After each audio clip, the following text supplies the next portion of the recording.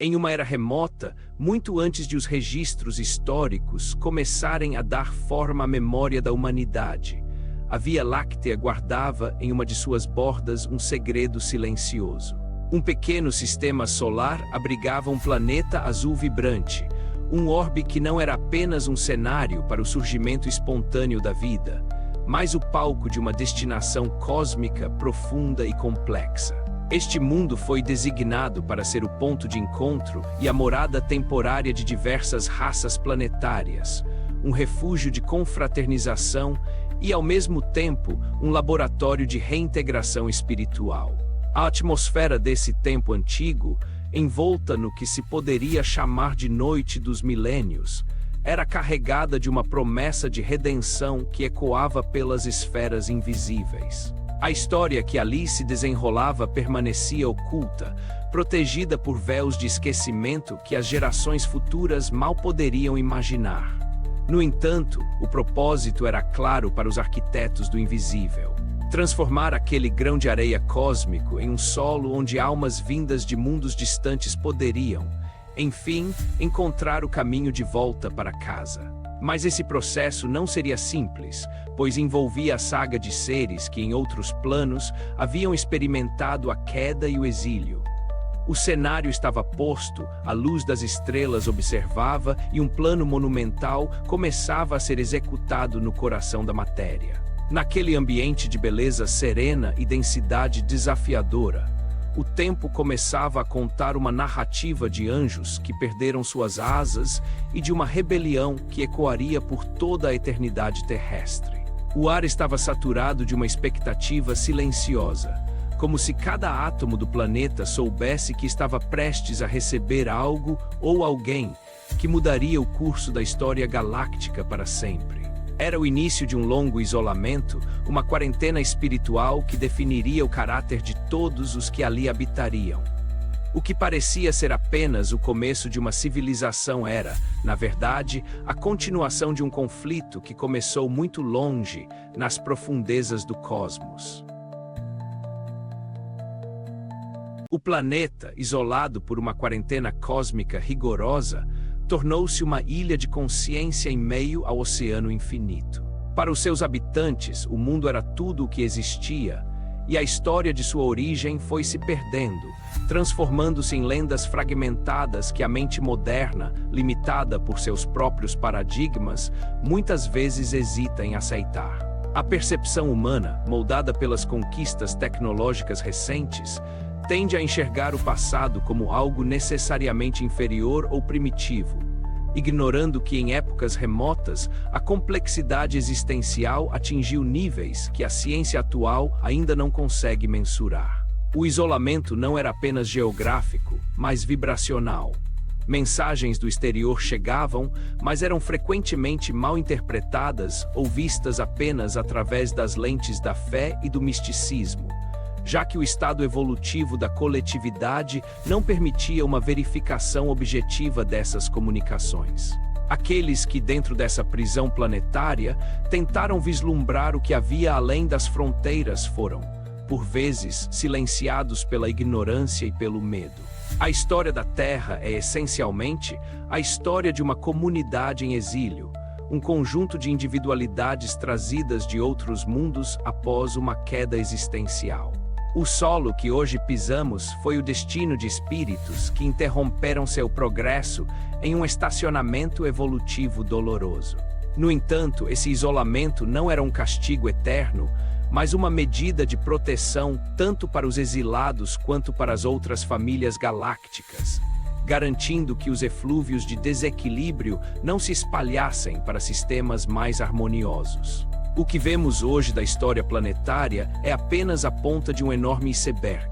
A base, vasta e profunda, permanece submersa no oceano do tempo, aguardando o momento em que a tecnologia e a espiritualidade se fundirão para revelar a verdade. A questão que pairava sobre esse mundo isolado era: quando as correntes se quebrariam e o convívio cósmico seria restaurado.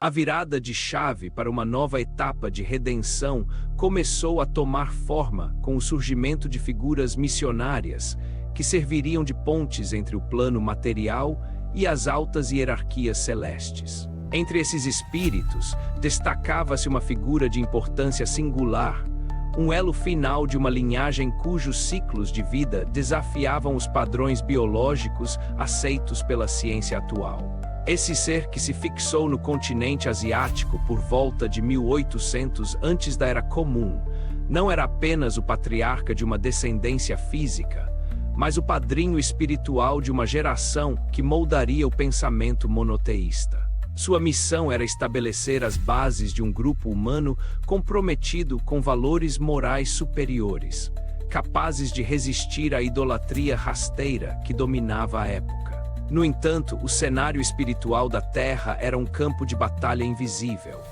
A rebelião liderada por uma inteligência poderosa, que muitos chamavam de Lúcifer, mantinha o domínio sobre o planeta, tratando-o como sua última trincheira de resistência. Lúcifer aproveitava-se das escolhas inconsequentes do livre-arbítrio coletivo para sustentar sua influência, enquanto as forças da luz planejavam uma intervenção que exigiria um sacrifício sem precedentes. A ajuda direta, através de manifestações ostensivas e tecnológicas, não era mais suficiente para transformar o íntimo das almas endurecidas. Era necessário algo mais profundo, algo que falasse a linguagem da dor e do amor humano. Foi então que uma decisão inabalável foi tomada nas esferas superiores. O próprio espírito, que representava a essência da sabedoria e do amor, conhecido em planos excelsos, submeter-se-ia ao processo de encarnação. Ele mergulharia na densidade mais pesada da matéria, renunciando à sua glória cósmica para caminhar entre as suas ovelhas como um igual. A preparação para essa vinda começou a ser coordenada por uma figura imponente, um comandante vindo do sistema de Vega, que muitas vezes foi confundido com a própria divindade devido ao seu poder e rigor. Esse ser Javé assumiu a responsabilidade de preparar o terreno, lidando com o desafio de guiar um povo obstinado em meio a um território espiritual infestado pelas sombras da rebelião. A estratégia para a vinda do mestre exigia uma precisão magnética que desafiava as leis da natureza terrestre. A encarnação de um espírito de tão alta vibração não era um evento comum. Exigia um corpo físico cujas células pudessem suportar a voltagem energética de uma entidade crística. O processo começou a ser delineado através de um planejamento genético e vibracional minucioso. Nas esferas espirituais, os mentores buscavam um casal que pudesse fornecer os elementos biológicos necessários. Encontraram em uma mulher de pureza e mérito ímpares, amada por gerações futuras, as condições ideais para fornecer o óvulo materno. No entanto, o desafio residia na componente masculina.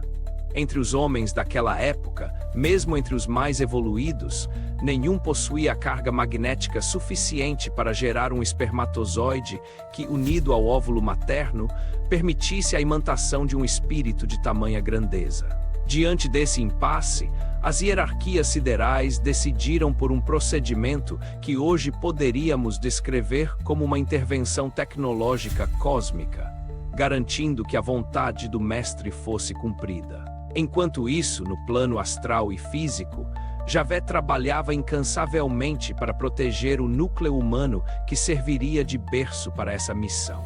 Ele enfrentava a oposição direta das tropas de Lúcifer, que pressentiam uma investida da luz, embora não compreendessem a extensão do sacrifício que estava por vir.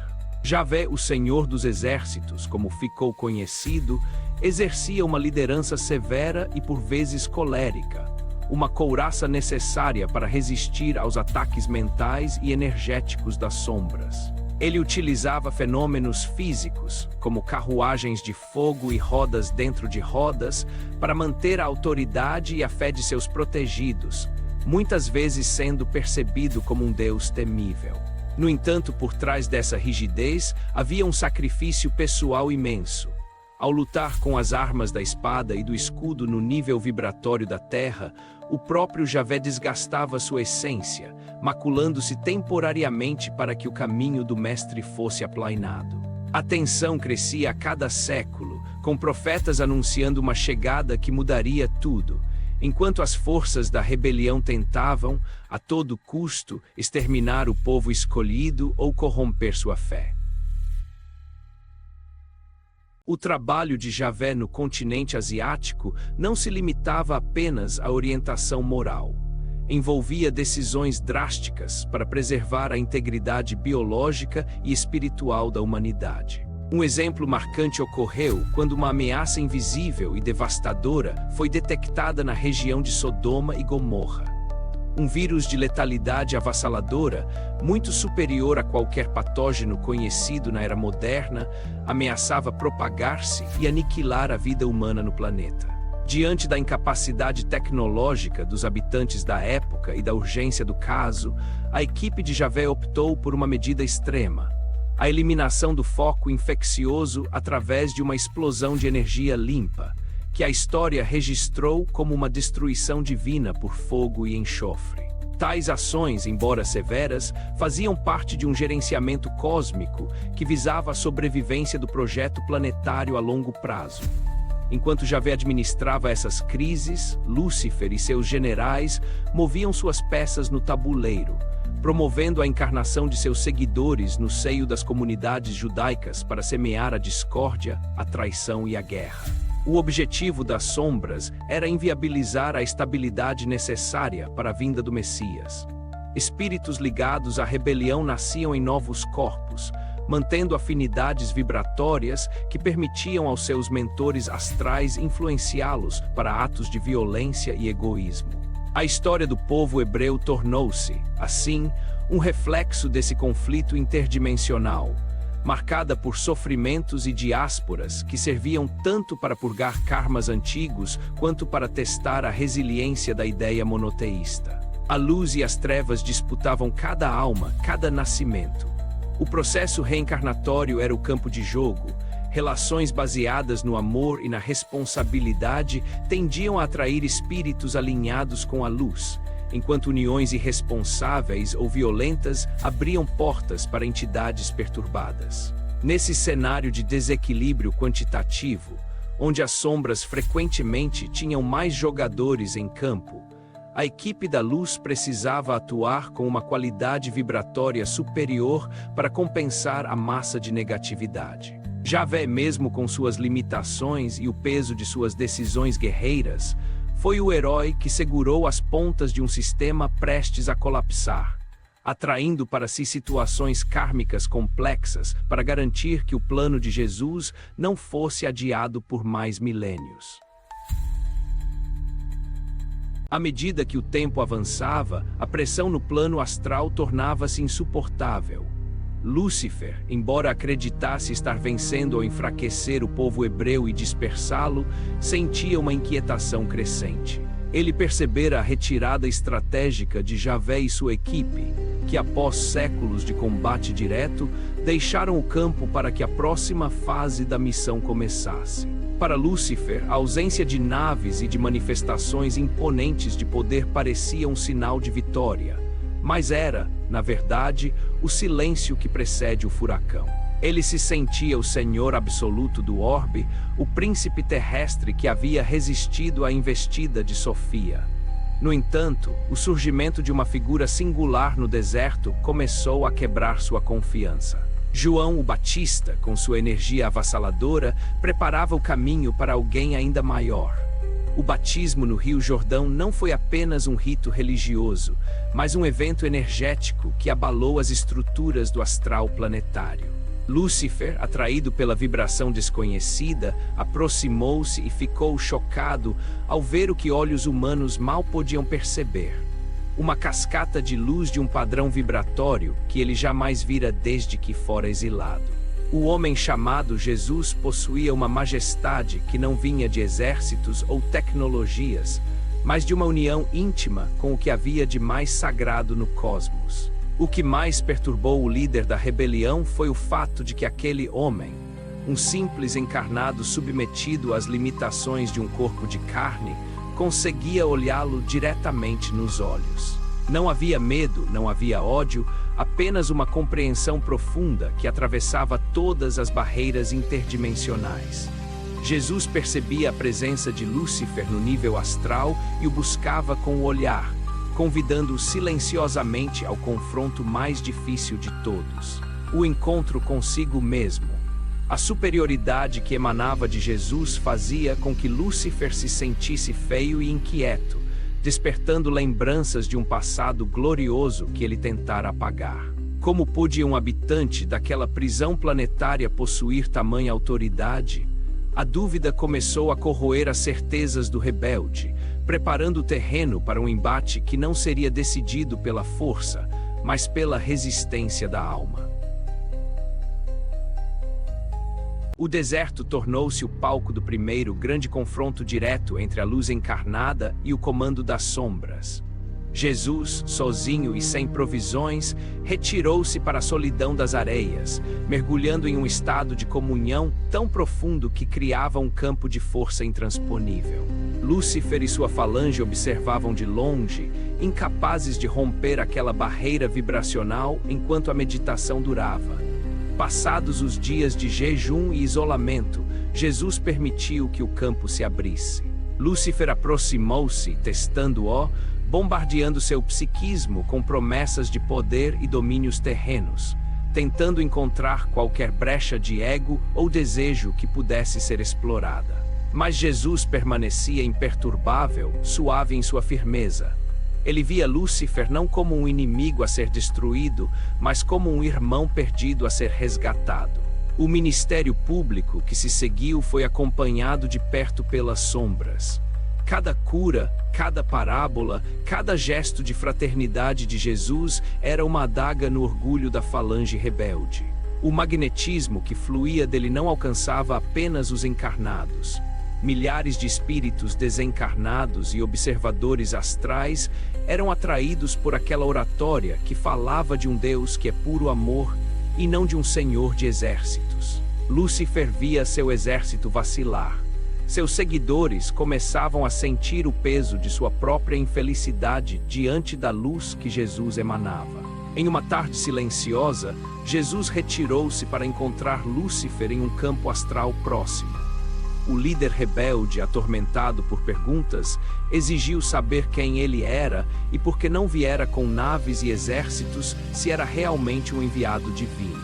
Jesus, com um respeito que Lúcifer não esperava, respondeu que viera para abraçá-lo, não para prendê-lo.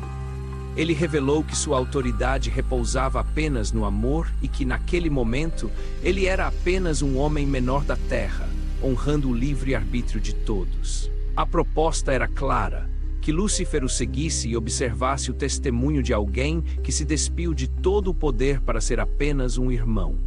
O impacto dessa humildade foi devastador para Lúcifer, que começou a admitir a possibilidade de que aquele homem fosse a expressão terrena do Filho da Deidade, contra quem ele se rebelara há eras. O caminho para o Calvário aproximava-se, e com ele, o ápice da missão crística.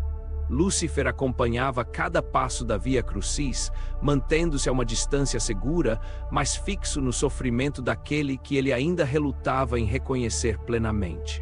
Ele via a brutalidade dos soldados, a covardia das autoridades e a dor dos seguidores, esperando a qualquer momento que Jesus usasse seu poder para se libertar e aniquilar seus perseguidores.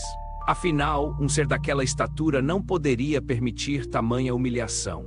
No entanto, Jesus permanecia em prece silenciosa, perdoando cada golpe, cada insulto. O momento crucial ocorreu no alto da cruz. Entre as dores lancinantes da carne, Jesus não esqueceu seu propósito maior. Pouco antes de seu último suspiro, ele voltou seus olhos para o plano astral, onde Lúcifer observava, e dirigiu-lhe uma mensagem curta em uma língua que não pertencia a nenhum povo da terra. Era o idioma dos mundos de Capela, a pátria espiritual de onde ambos haviam partido há milênios. Naquele instante, o véu da negação caiu. Lúcifer compreendeu que Jesus era, de fato, seu antigo comandante, o preposto maior da deidade, que se deixara crucificar para provar que o amor é a única força capaz de vencer o orgulho.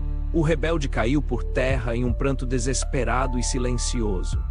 Ele viu a majestade daquele espírito que, mesmo destruído fisicamente, brilhava com uma luz que ofuscava todas as hierarquias celestes que aguardavam o desfecho do sacrifício. Não houve gritos de vitória ou condenações, houve apenas um convite final ao arrependimento. Jesus, despojado de qualquer glória externa, mostrara que a verdadeira divindade reside na capacidade de amar incondicionalmente, mesmo aqueles que o pregavam no madeiro. Lúcifer, aniquilado pela própria vergonha, percebeu que sua rebelião não tinha mais sentido diante de tamanha entrega. A figura do diabo invencível e orgulhoso desmoronou, dando lugar a um espírito cansado e arrependido que, pela primeira vez em eras, rogou por perdão.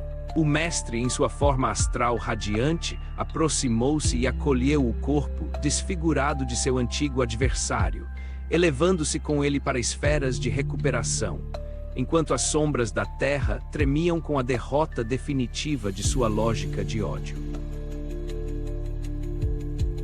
O impacto da rendição de Lúcifer não foi imediato para todos os seus seguidores. Enquanto o líder era levado para um processo de cura e reequilíbrio energético, o vácuo de poder no plano astral da Terra foi preenchido por sentimentos de traição e ódio. Muitos dos generais da rebelião, que não possuíam a visão estratégica de Lúcifer, viram seu gesto como uma capitulação covarde. A capitulação sincera do chefe não significou a paz automática para o orbe. Pelo contrário, desencadeou uma nova onda de resistência por parte daqueles que preferiram o empedernimento à luz. Lúcifer agora tinha um novo e doloroso compromisso: resgatar cada um daqueles que ele próprio havia desviado do caminho. Ele sentia em sua consciência que não teria paz enquanto um único seguidor permanecesse nas trevas que ele ajudara a criar. O cenário terreno, nos séculos seguintes, refletiu essa transição amarga. A ausência do comando centralizado de Lúcifer permitiu que figuras ainda mais cruéis e menos idealistas assumissem as rédeas do submundo astral. Satã, um antigo general que se deleitava com o sofrimento alheio, assumiu a liderança das falanges remanescentes. Diferente de Lúcifer, que lutava por uma ideia ainda que equivocada, Satã tornou-se um vingador implacável, movido por um ressentimento cego contra Jesus e contra o próprio Lúcifer, a quem agora considerava um traidor. Esse novo comando foi o mentor oculto de épocas de obscurantismo, perseguições religiosas e guerras sangrentas que assolaram o continente europeu e outras partes do globo. A luz que Jesus trouxera fora deturpada por interpretações humanas e influências astrais negativas, transformando mensagens de amor em ferramentas de dominação. O sofrimento do povo hebreu continuou, agora alimentado pelo ódio de Satã contra aqueles que foram o berço da missão crística. A diáspora, a Inquisição e os horrores dos séculos vindouros foram, em grande parte, subprodutos desse novo estágio do conflito, onde as trevas lutavam desesperadamente para manter o controle de um planeta que já não lhes pertencia por direito. A história da humanidade, a partir da partida de Jesus, tornou-se uma sucessão de tentativas de luz abafadas por explosões de trevas. Satã e seus asseclas trabalharam incansavelmente para corromper cada avanço espiritual. Estiveram por trás da queda de impérios, da divisão do cristianismo e do fomento de preconceitos étnicos que levaram a mortandades gigantescas. Eles utilizaram as paixões humanas, o apego ao poder e a avareza como massa de manobra para atrasar a reintegração da Terra à comunidade cósmica. Grandes tragédias do século XX, como as guerras mundiais e o Holocausto, foram orquestradas a partir de laboratórios astrais onde o ódio contra a evolução humana era destilado em ideologias materialistas e destrutivas. No entanto, por mais que a dor parecesse reinar, a lei divina operava em silêncio. Muitos dos espíritos que haviam servido à rebelião e depois se arrependeram, retornaram em corpos judeus ou em outras nações perseguidas para purgar seus karmas e cumprir promessas de redenção através do sacrifício pessoal. Isso explica a concentração de tamanha dor em determinados grupos humanos, que na verdade eram compostos por almas em busca de uma limpeza profunda e definitiva de seus compromissos com o passado rebelde. Apesar das sombras, a inteligência e o talento floresceram. Mentes brilhantes nas artes, na ciência e na filosofia surgiram desses mesmos grupos, provando que o sofrimento, quando aceito e transformado, é o adubo para a evolução do espírito. A figura mítica do diabo, como um ser de maldade absoluta e eterna, começou a ser questionada pela lógica da misericórdia divina. Como poderia um pai infinitamente amoroso criar um ser para condenação perpétua? A compreensão de que mesmo Satã e Lúcifer são filhos de Deus e que um dia, após o labor e a purgação necessária, retornarão à luz, começou a penetrar na consciência dos buscadores da verdade. O mal não é uma força eterna, mas a ausência temporária do bem e do conhecimento. A vitória da luz já estava escrita desde o momento em que Jesus perdoou na cruz, e o que se viu nos séculos seguintes foi apenas a resistência final de um sistema que se recusava a aceitar sua própria obsolescência. Ao olharmos para a trajetória deste planeta, percebemos que o isolamento está chegando ao fim.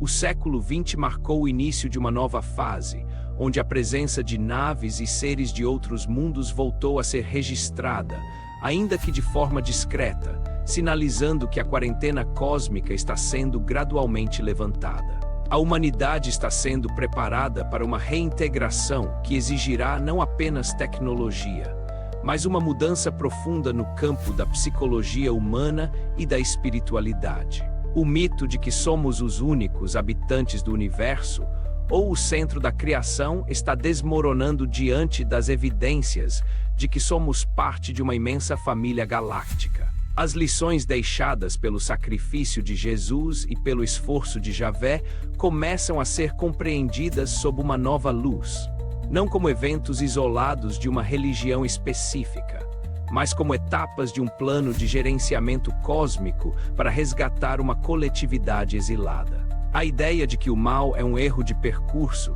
e de que a evolução é o destino inevitável de todos os seres traz uma nova esperança para os dias atuais. A luta entre a luz e as trevas está se movendo para um nível mais sutil, onde a escolha individual por valores de paz, fraternidade e amor torna-se o passaporte para a nova era. O período de expiação e provas está cedendo lugar a um tempo de regeneração, onde os atletas da luz serão a maioria. A transição planetária, prevista para se consolidar em meados do século XXI, removerá da Terra aqueles que ainda insistem na vibração do ódio e do orgulho, permitindo que o planeta floresça como um jardim de convivência fraterna. O passado de dor e rebelião serviu como uma escola rigorosa, forjando espíritos que agora possuem uma compreensão única sobre o poder do perdão e da redenção. A síntese de toda essa jornada é que não há exclusão eterna. O universo é um mecanismo perfeito de inclusão onde até os mais caídos encontram o caminho de volta através do esforço pessoal e da assistência amorosa daqueles que já trilharam o caminho. A reflexão final que esta saga nos propõe é a de que vivemos um momento de celebração oculta. A reintegração cósmica não é apenas um evento futuro, mas um processo que ocorre agora, dentro de cada coração que se abre para a verdade de que somos cidadãos do universo. O Mestre Jesus continua a sustentar o orbe com sua vibração amorosa, aguardando o instante em que cada uma de suas ovelhas poderá, enfim, olhar para as estrelas e reconhecer nelas a sua verdadeira casa. O esforço de tantos séculos, as lágrimas de exílio e as batalhas travadas no invisível não foram em vão. Elas serviram para que a humanidade aprendesse que a autoridade legítima não nasce da espada, mas da capacidade de abraçar o irmão e perdoar o inimigo. Devemos um profundo respeito àqueles que, como Javé, sacrificaram sua própria paz para manter a ordem mínima necessária para o progresso. E devemos uma gratidão imensa ao Mestre que nos mostrou que o amor é a chave que abre todas as prisões, inclusive a prisão do nosso próprio orgulho. A quarentena está acabando. Os lenços brancos da paz e da concórdia devem ser empunhados por todos nós, pois o convívio com os irmãos de outros orbes está prestes a se tornar uma realidade cotidiana. Que a luz deste conhecimento nos inspire a sermos melhores, mais tolerantes e mais conscientes de nossa responsabilidade como co-criadores de um mundo novo. A Terra deixará de ser uma ilha de exilados para se tornar uma joia de fraternidade no seio da galáxia. O sonho longamente acalentado de uma humanidade unida sob a bandeira do amor universal está mais próximo do que imaginamos. Que possamos dar as boas-vindas ao novo milênio, com a certeza de que o passado foi apenas a preparação para um futuro de glória espiritual.